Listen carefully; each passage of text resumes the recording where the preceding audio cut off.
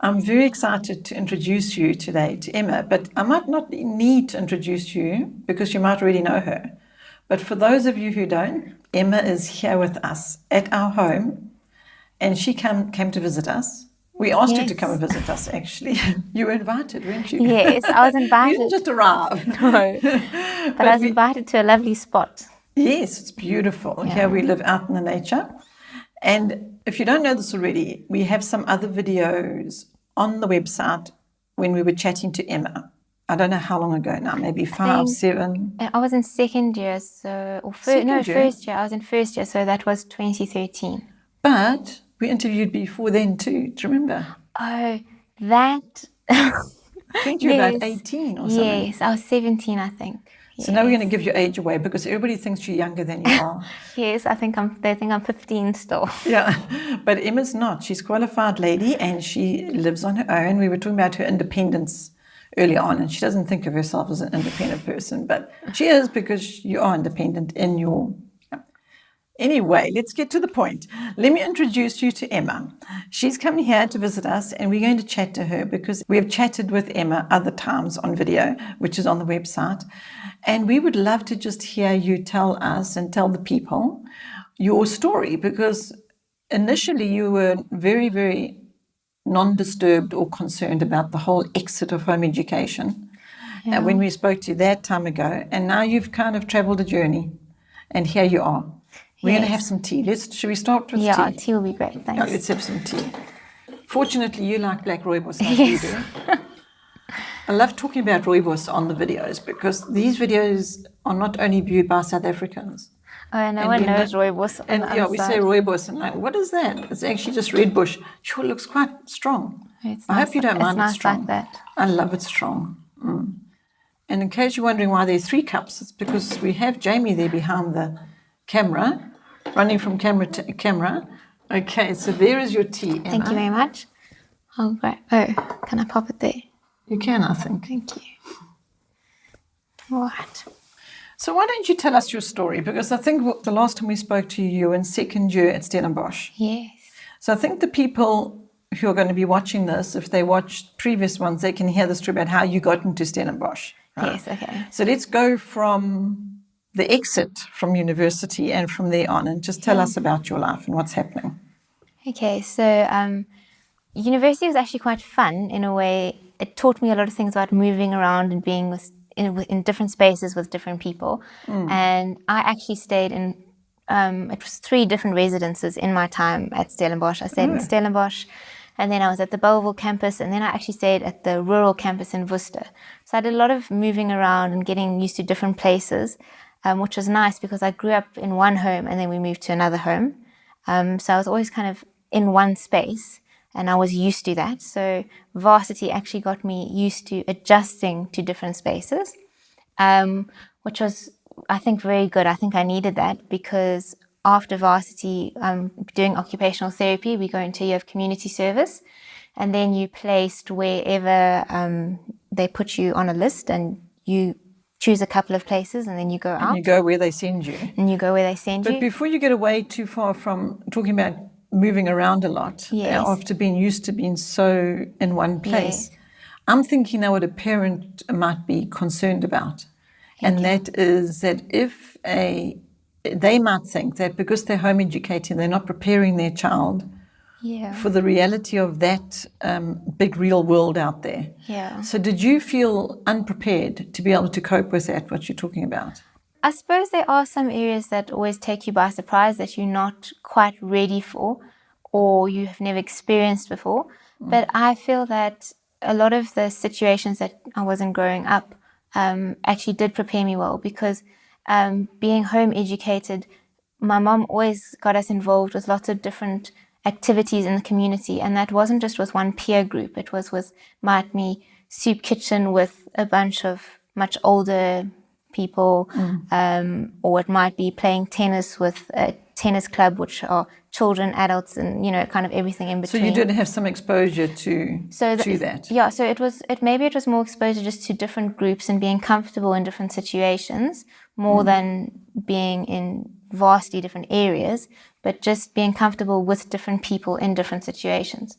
So I think that was probably very helpful. That was part of preparing you. So you weren't just completely a fish out of water when you had to. No, so You weren't. I don't think so. I'm asking specifically that because I know that parents concern themselves with Yeah. maybe feeling like they're overprotecting their children and they're not giving them enough exposure. Yeah, I don't remember specific feelings of feeling like completely overwhelmed. Okay. I suppose there were moments of that, but it's not a memory that completely takes over. Made you feel like you weren't coping? No. Okay. So there were times where I felt like, oh, this is too much. But I think then you also just go back to, well, Lord, this is where you've brought me, please help. Call on him. Yeah, and I must say, what I've also found really amazing in whatever space I've been is they've always been people put in place, or I really feel the Lord puts people in place in your life who've been a support. And, my parents are always on the other end of the phone as well, because they're friends. So they are kind of my go-to in a lot of things. So that's been special. I remember when we've spoken in the past and we were chatting about it before we came to here and sit here and have tea and talk. And you speak quite a lot about how much your family is just such a part of your story, and you've shared that quite a bit, and I love that because to me I think that's one of the strongest fruits that I see in you is the fact that you so connected with your family, and I think that to me I'm calling that a fruit of having been raised in a family that is so united. Would you agree with that? Yeah, I do agree with it, and it's actually something that you recognize in other Oikos families sometimes. It's something that's jumped out with a few families that I've met that I haven't had contact with before. And it's like really special relationships between siblings and family. And I think that has always been very special. And even my friendship with my siblings has changed since I've left home. My brother and my sister were more close playmates because I was always older. But having left home, I have the best conversations with my brother and my sister now. Not very often, but they're good friends. And I think what makes the relationship special is I know they've got my back and they've kind of got me covered in prayer, or they'll let me know if they feel uncomfortable, or they will celebrate my joys. And like it's special to have people like that. It's wonderful. That's just absolutely fantastic. Yeah. And so I think that's what's also been special in moving into different areas. In varsity, I'm not someone who has loads of friends in every place. I have a lot of people that I enjoy spending time with, but wherever I've been, the Lord has really given me someone that to really connect with in a way who will point out things that need to be looked at and call out the best. Well, we get to call out the best in each other, which is, I think that's something that's really special about friendship. And so that has also been very special in going to different areas. And it often hasn't been how I've expected it, but the Lord has given me something like that, fellowship. And that's been good. And then I think people might want to be knowing how you coped and how you did. And because we know that you didn't do the normal routine of formal education at home, as in following a kind of a set curriculum. Your folks did the Oikos route, which is the route of following the way of the child and seeing where you best learn, where you need special attention or help or whatever. So now, how did you cope? I mean, I know we've spoken about this in previous videos that are on the Oikos site for people to watch, but I'm talking about now after you now settled in university and now you're getting through university, and then even after that we've gone from there into your profession, being OT. So just tell us how you feel you coped with it all. Did you cope, considering how different a scenario you came from, Yeah, I must say I don't really see myself as vastly different from anyone else having to cope. I think all of us are thrown into different situations, and the way you deal with it is very much how you learn to deal with stuff throughout your life. And I must say I was thrown into quite a challenging situation for my community service. I was in a rural Eastern Cape setting, and I was in an interesting place. It was a very different setting to anything that I'd been in before. And so I said that I've always had friends in different spaces, and when I was in my community service, that was a year that I didn't really have that. My friends were mostly over the phone. But it was a challenge. And I think at the beginning of the year when I was dropped off, I actually felt like I can't do this. And I phoned one of my lecturers that had actually was a good friend. And I phoned her and I said, I don't know what the heck I'm doing here. I'm in an OT department all alone. There's nothing familiar here. And it was quite scary. And she said, yeah, but it's a challenge. Why don't you embrace it as not that you need to change the world, but you here and see how you can grow in this and how you can grow things around you while you're doing that. And so I won't say it was an easy year. It was probably one of my toughest years. And there's certainly some things that I didn't find came to me easily or without a lot of prayer and tears maybe.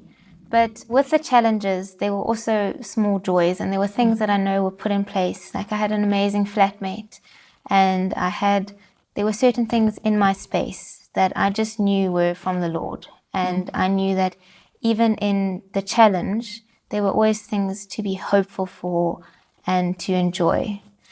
If I can jump in there, I remember this year because you came and visited us here. Yes. At our home, and you'd been there, I think maybe 10 months or 8 months or something. It wasn't quite a year. Yes.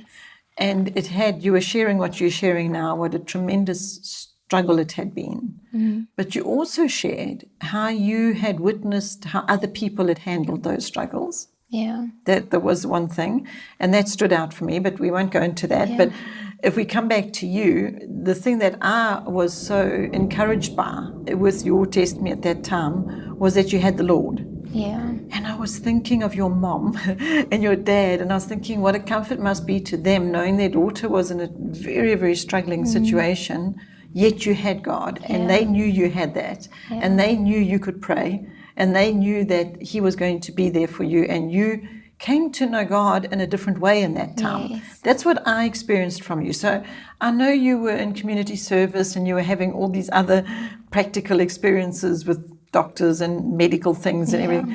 But the thing that stood out for me then was the comfort of knowing that you knew to pray and you knew that you had God.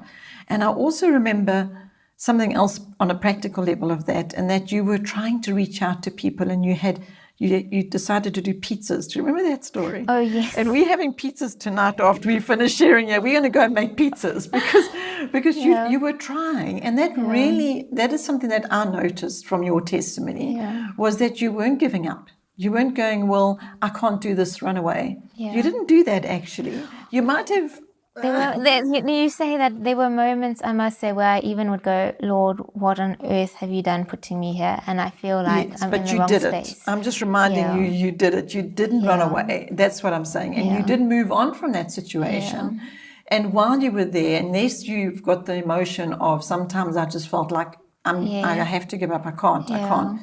And then you would tell me this time ago that all you had left was just to go to God. Yeah. So I think it's so incredible that. Yeah, and I think what's key is that actually sometimes we do have those moments where we like, Lord, why are we here? But then that's when we can go back to Him and say, well, I'm here, Lord, and I take it on faith that you're taking me somewhere. Because I definitely had lows and moments where I was like, I don't know why I'm here. I don't know what I'm doing. And there were times where I would sit and feel very alone. It was a year of feeling very alone. And I also saw how fulfillment in other stuff doesn't make you happy. It just makes you more lonely. And so trying to figure out something without taking it to the Lord doesn't bring satisfaction or fulfillment. And actually, you end up in a space that's more lonely. And so it was really just a time of knowing that the Lord is all that I need, and He has you covered, and He will continue to direct your steps. And that time did pass. Yes. That difficult time did pass, and you came out of that situation, and you grew. Yeah. And I was, as I'm saying, I saw fruit from that I thought was of great, great, great value.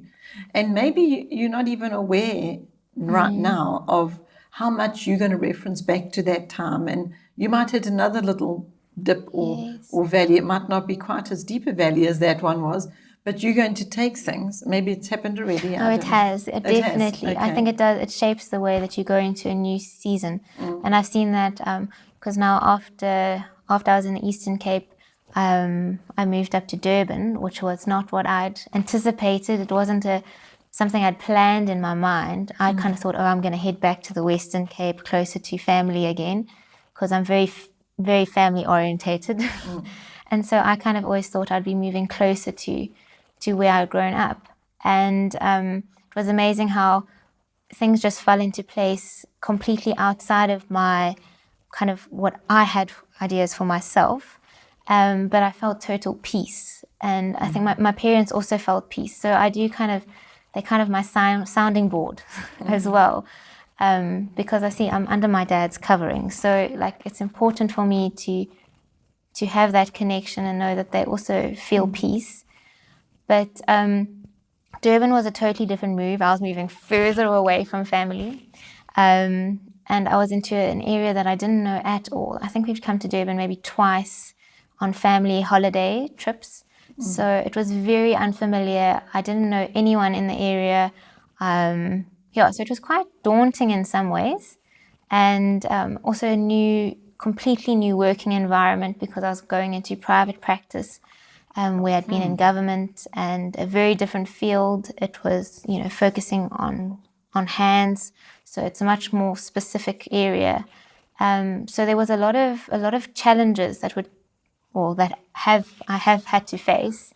But it's been good and it's been a good growing time. And what I've found was very beneficial from my ComServe year is that there are certain things you need to prioritize. And so for me, I knew coming into Durban last year, I really wanted to prioritize making certain friendships and finding a space to enjoy things where I enjoy the Lord in it. So for me, that was being outdoors and finding people to share life with. And so that was important, and it's been amazing for me how I've connected with different people and really felt at home, and I've found that I've got little family groups in Durban. Sure. So that's been good. Fantastic. Would you say then, where you are now, what I'm picking up is that you're at peace? Yes, very much so. Okay, because I listened to you and Jamie speaking last night, because as we know, they may not know, but Emma arrived last night and we had some time with her and Jamie, who's behind the camera at the moment. You guys were talking about how you don't have to work it out, because if you've got peace and you're in the place, you don't necessarily need to work out what the next 5 years and have this big plan. Yes. Because your plan in your head had nothing, Durban was no part of the plan in your thinking. But yet that's where you are now and you have peace. Yeah. And that's what he also says. He just says that you don't actually have to figure it out, because if you're following the Lord, he's figured it out. Yeah. And now you're following after him. You're in his plan, so you have peace. Yeah. And that peace actually passes all understanding. No. It's so true. And I think I really have seen that in so many different aspects of my life. I found that with starting into a church, I thought, I'm going to have to try and church hop and this and that or whatever. And it wasn't about that. It was actually finding family to fellowship with, and the Lord just made that happen, and it felt natural. And exercise and getting outdoors is important for me, and I thought, it's going to be riding, or it's going to be what I enjoy. And it's amazing how a total new sport came up, and I've been able to enjoy rock climbing in a new area, and there've been people to do it with. And so things have come up that I didn't anticipate that I would enjoy or doing. It's a surprise to you. It's a surprise to me, but it's a great joy. So that's been very good. Emma, what I'm thinking is that I wonder what it is that we can help parents with that are in the season right now of home educating their children. And I know when you were home educated, it was a different season. Even though it was only 7 years ago that you exited from the family home, and it seems like a very short time, but so much has changed in that short time that parents have a lot more concerns now with regard to their children that they've got at home exiting home education. They've got a lot more concerns about it now than what there was 7 years ago. Yes. So I'm just wondering what we can give them to help them to know that it's okay, because this one of the reasons why I wanted to talk to you, and I was so glad that you could come and visit so we can sit and chat in the hopes that parents can see, look, it's good, it's okay. You know, your test me is different to another mom's test me. I know another mom, I'm calling you a mom. I'm Your not a test mom. me is different to some other lady or young woman's test me, Yes. because the mom that I'm thinking of, she's the same age as you. She's got 3 children. Yes. Okay, so she's married, 3 children, family, home. That's her testimony. Yes. So she's been on a completely different journey to yours. Yeah. But you were both home educated Yes. your whole lives. No, not you. You started when you were about 10. You worked out. Yes. And your journey is different now in your adult life, not just young adult life. And yet it's good. It's a journey, but the goodness that I see in your journey and in somebody else's journey that is completely different is that the Lord is the center of both of those, and the family, what we've been talking about, that family support, that family backing, those family relationships that are just there, they like strongly in place. Those are the things that really stand out for me. Even though you're a qualified woman, a professional woman in practice, you know, working in the medical field, all those things we could talk about.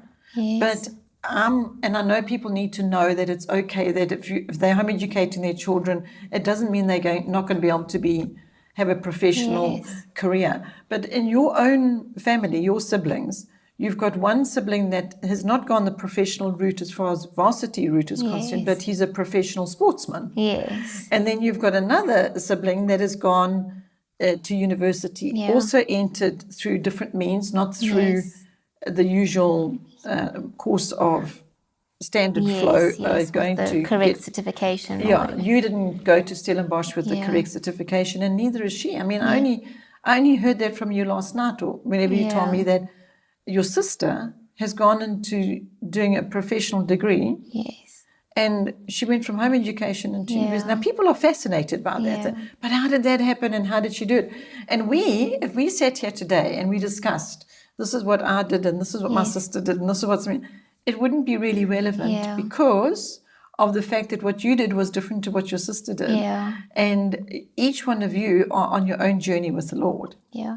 So I think that's what's important. I think that, and I've seen that with the way my parents have dealt with us as well, is that we each our own individual person, and that there's not one formula even for a family. No. And that could be seen in the way we learn stuff at home, in the focuses of different subjects, on the different joys and interests, and I suppose also gifts that the Lord gives you. And so it was always lovely to be able to enjoy each other's strengths and learn from each other's weaknesses as well, and actually know what it's like to work as a unit. And then what was really lovely going out is also seeing that everyone has their own space to go into, and it's not necessarily the same. No. And I think what's been lovely is to actually enjoy the differences. And so I think even if you see in one family, each sibling has their own way of going about things. From family to family, you're going to have vastly different things as well. Exactly. There's definitely... And those individuals within those families. I'm just thinking again now of your sister, and the fact that we spoke about how she actually, the practical steps of how she got into university, and you made a very apt comment, and that was that because she had time to spend on her passion, she was able to get into university because of how far ahead she was with the passion, her passion. Yeah. Is that right? So it's like it equipped her to be able to have the credentials, if you can call it that, to give her opportunity to be able to advance and further that passion of hers. Yeah. So it wasn't about whether she actually just got the certificate that is according to the requirements of the world. She was following a passion. Yes. Or is still following that passion. I just think that's fantastic because she had so much time to attend to her passion because she was home educated that she actually arrived very, very equipped. Yeah. No, I think that is true. And I think with my sister, she enjoyed an area, And that's been something she's been able to follow, and a lot of time was put into it, and that has equipped her to go in what she's doing now. And I think that's special. I think it's really good to be able to look at things like that, especially for things that might not be necessarily recognized as a proper or correct way or field to go into. Not that. I think that's why we're chatting about it, because the parents who are watching, that is what could be their concern. Is it proper, and is it the right way, and what is the right way? And they've really been bombarded with so many options, like an absolute tsunami of options. And how do they know which way to go? So to me, the only way to go is the Lord's way. That's the way to go. And I think that is key. And I think part of that is it's really resting in the Lord and knowing what Lord, what have you got planned for me? And sometimes it's not that you know your 10-year, 20-year plan. Sometimes it's in a vague idea of going to be doing this. And other times it's, I'm at peace now where I'm at. And if I feel prompting that I need to pursue something else, then I'll do that. And if I don't feel peace, why is that? What do I need to be looking at something else? But for me, it's been amazing how now I'm in a space of really like, this is where I'm meant to be for now. And I'll rest in that until I know I need to do whatever, as you say, else. if you're prompted with something else. But, I think we also maybe just take it lightly and maybe even for granted, and maybe we shouldn't. And that is the fruit in your life of prayer. Like we were chatting when we were having some lunch just now about, I needed a place to stay when I came to Durban. So I just prayed about it. Yeah. And then these things happened, surprisingly. Look at that. And this fell in place and that fell in place. And then we discovered the place that I went, that young lady's mother was praying and my mother was praying and we were both praying. And look, it just all worked out. Yeah. And sometimes that's just part of the norm for us. Oh, I remember something else you said when I was chatted to in Stellenbosch. You said your normal isn't other people's normal. Do you remember that statement? But I think what I've come to realize is there's no normal. The normal is the abnormal. Yeah, and so it's normal if it's normal for you to think, well, I just need to pray about it. I'm not just going to jump onto that advert and go, and look at it from a sort of only the practical steps and what suits me and what I think should be, because you weren't even thinking of being in Durban. Yes. But what you did is you prayed. Yeah. And that's just now your normal. Yes. And that there is what's leading the way, is you giving it to God and He's directing, and then you have the fruit of peace. Yeah. Which is just such a gift, and maybe we don't realize the value of that gift, the greatness of it, because we're talking about that. We could be talking about your profession and how well you did varsity and that value that you went through when you were in ComServe and how you actually achieved and what you actually did on a professional level. Yeah. But what we're talking about is your journey with the Lord, and that you have peace, and how did that happen? And to me, that is the gift that I was wanting to share with the parents, is that you have this incredible gift, and that is God. And that you walk with Him, and He guides your way, and you have peace, and you can't measure that really. And I'm just thanking your parents for having invested that and putting that as a priority in your life as well. I think that is something that is key, and it's not just again, it's not a formula, it's not a checklist. I read my Bible, I pray, I this and that. It is a lifestyle, and I think that's what was modeled to us growing up. And it was being involved in family decisions. It was being involved in actually everything needs to be laid at the Lord's feet. And I must say, growing up and kind of coming into my own space, there were times where I might have maybe moved away from asking the Lord absolutely everything. And then I would normally end up in a stressed state, or in a situation I'm like, why am I here? And then actually, because it's there, it's been modeled to me, I know this is the right way. And as soon as you start back into laying everything at the Lord's feet, it's amazing how He comes in and He really does direct your steps. Even if you have your own ideas and you have your plans. But I must say, I have really felt it's evident how He has come in and He's made ways where I've thought there haven't been doors opened, and He's made a way to go forth and brought people across my path. And that really that really has come from not my own striving. Like you were saying about my flatmate, finding someone to stay with. I hadn't planned to stay with someone, but I've seen how valuable that sharing a living space with someone has been in living in a new area, how that's what I needed for this time.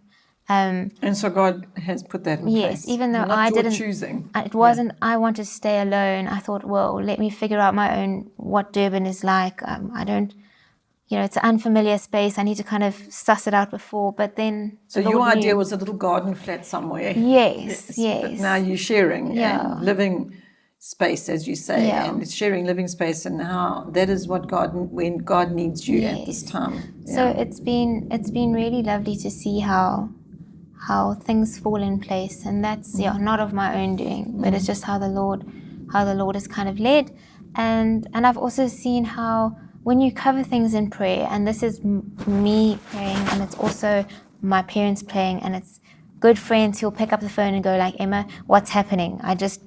I feel like I need to ask you what's happening, and then I'll be like, yes, no, it's good that you called, and the Lord puts different things around you, and he really does protect you. And I feel like when you're under his submission, even if you step out of line, he's got such a gentle hand that brings you back in. And I think that's what it's really a feeling of safety as well, because even as you go out, and in some ways I've been in areas that might have been seen as unsafe for a woman alone, or going, especially a young person in an area that you're unfamiliar with, might have been seen as. But God has protected you. Oh, but God has protected me, and there'll be things where I'll be like, okay, whoa, I can't go and visit this place today because I just know I shouldn't go. I don't know why I shouldn't go. You're following his prompting. Yeah, and so I just think it's not hugely complicated actually. It's actually quite simple. Yeah. Yes. Yeah. But you were also saying yesterday that you could be inclined to become anxious about things. And what you've had to train yourself to, these were your words. You said, I just have to train myself just to leave them at his feet. Yes. And I was so pleased to hear that, because I think here you are, a young woman, and you are practicing and learning about not being anxious and leaving it at his feet. Yeah. That there in itself is such a gift to yourself. Yeah. Because I know that moms get so anxious, and it's a reality for them. They don't know what to do about this anxiety, because they truly are really anxious. They want the best for their children. They're hearing so many different stories. They don't know what to do, and they're struggling to get to that place of just being at peace and knowing you are protected. Yeah. He is looking after you. He's got your hand. He's got your back and all. Yeah. But they got to learn to go, you know what? I can just leave this at his feet because it's okay. And what you were saying is that you have had to teach yourself to do that. And every time you feel that anxiety, you go, no, but I can just leave this at his feet. And then you got the peace again.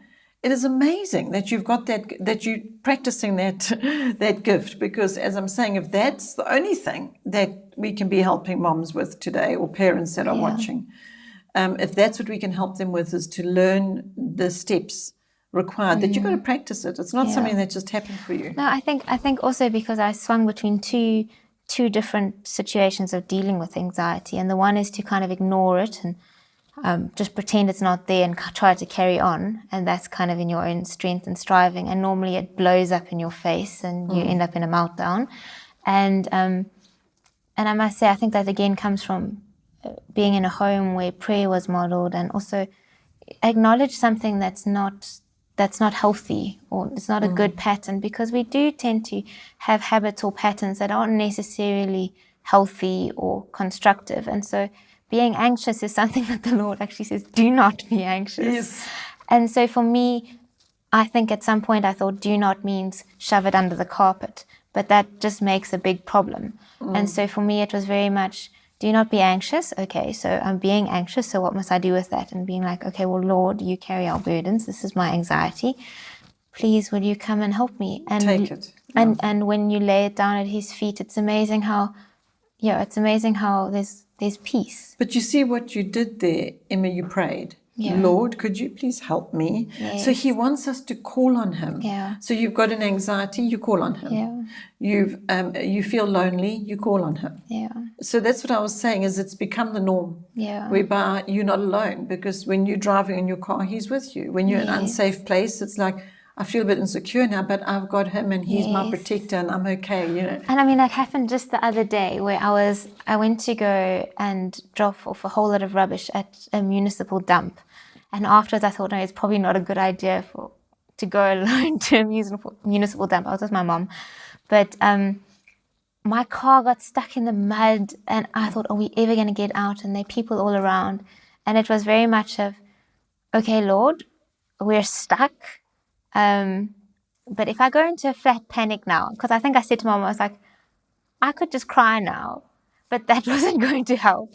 So it was, okay, Lord, please help us get out. And then suddenly I thought, practically, this is what needs to be done, whatever. My mom jumped in the seat, I put concrete blocks under the wheels, and then we got out. I pushed the car out. So I don't know, still don't see how I pushed the car out, but actually it was a space of, you can flat out panic, or it was like, okay, Lord, this is what our problem is. You already knew it anyway, though.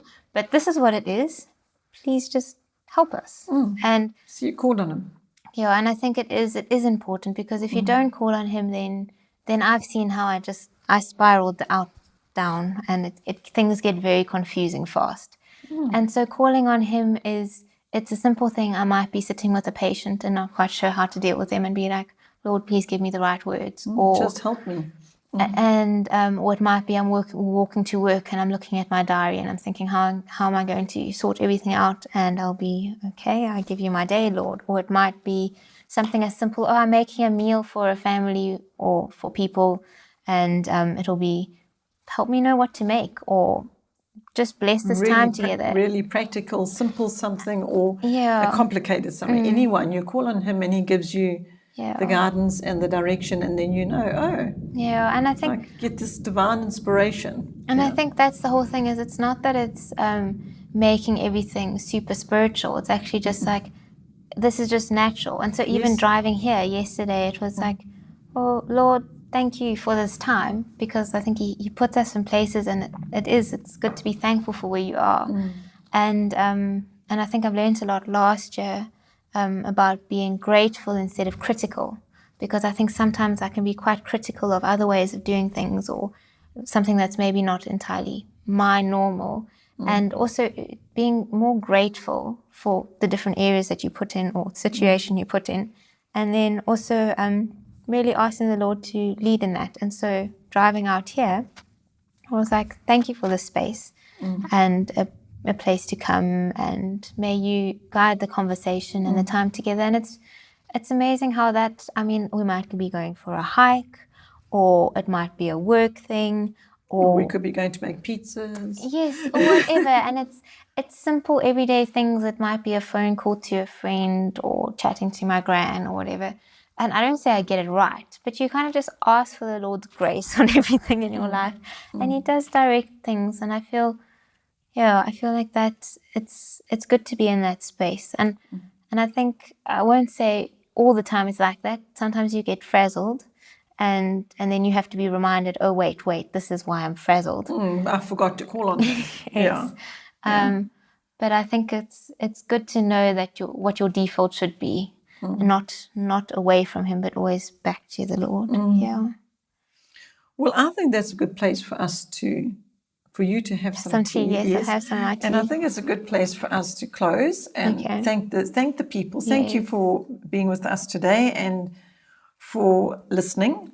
And I just hope that you are going to have found this to be a huge blessing. I know I have, and you are a huge blessing to the Lord and to us and to the people that have been able to hear today how good God is in your life. And I just think it's fantastic that today's chat has been about him, because we didn't plan this chat. We didn't discuss, okay, what questions are we going to ask and what are the answers? And I mean, at no point was Emma saying, so what are you going to ask me and what must I say? I mean, it just didn't happen like that. It was just, come, let's just chat, let's share with everybody where you're at. And I just believe you can be a blessing to them, and I believe you have been.